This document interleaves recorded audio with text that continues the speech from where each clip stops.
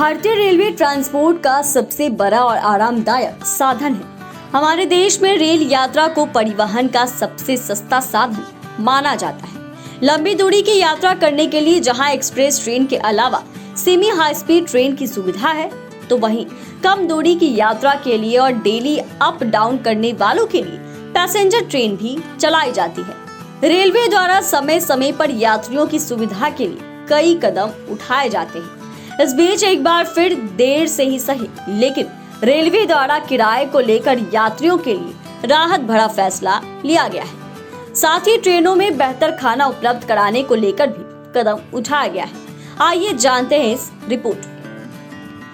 दरअसल एक बार फिर रेलवे ने पैसेंजर ट्रेन के किराए को लेकर यात्रियों को बड़ी राहत दी है। रेलवे ने आम यात्रियों को पहले की तरह सस्ते सफर की सुविधा दे दी है।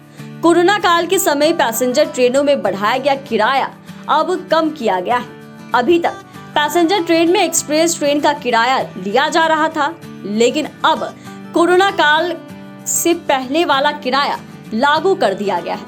अभी तक यात्रियों को पैसेंजर ट्रेन की तुलना में 2 से 3 गुना किराया देना पड़ रहा है। बोर्ड ने रेलगाड़ी के मिनिमम किराए को घटाकर 1/3 कर दिया है।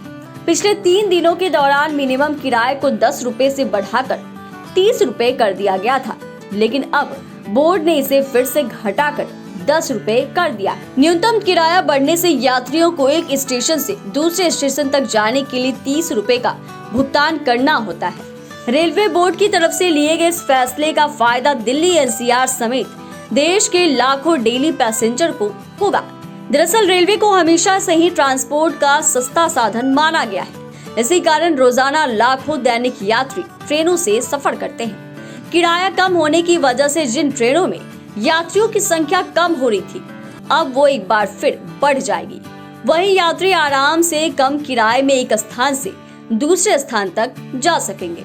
रेलवे बोर्ड ने अपने आदेश में कहा कि यात्रियों से न्यूनतम किराया 10 रुपए के हिसाब से लिया जाएगा। Local ticket booking app, software और यूटीएस ऐप में भी घटाए गए किराए से जुड़ी जानकारी को अपडेट कर दिया गया है।